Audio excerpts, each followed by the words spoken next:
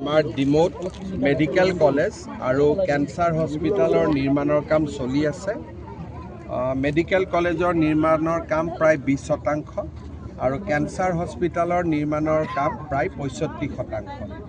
আৰু মই কামৰ গোটেই বুজ ল'লোঁ। হাইৱেৰ লগত সংলগ্ন নতুনকৈ ৰাস্তা এটা বনোৱাৰো প্ৰস্তাৱ কৰা হৈছে, যাতে পোনে পোনে হাইৱেৰ পৰা ইয়ালৈকে আহিব পাৰি, তাৰো প্ৰস্তাৱ গৈছে।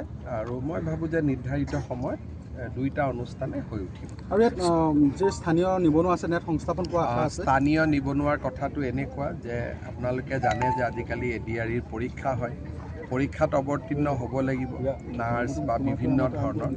আৰু 4th গ্ৰেডৰ পষ্টখিনি ইউজুৱেলি আজিকালি আমি আউটচোৰ্চ কৰোঁ, যাতে স্থানীয় ল'ৰাই পায়।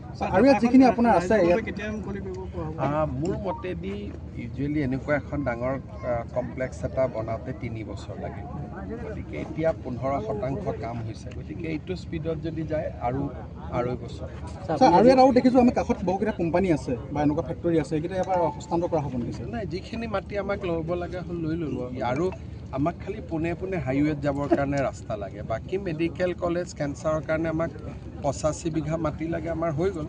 ভৱিষ্যতে যদি বোলে নাৰ্ছিং কলেজ আহিব লাগে, ডেণ্টেল কলেজ আহিব লাগে, তেনেকুৱা যদি কিবা প্ৰস্তাৱ হয়, স্থানীয় ৰাইজে বিচাৰে, তেতিয়া আমি আগবাঢ়িব পাৰোঁ। কিন্তু বৰ্তমান সময়ত আমি 85 বিঘা মাটি আমি পাইছোঁ, আমাৰ দুইটা অনুষ্ঠানে হৈ যাব।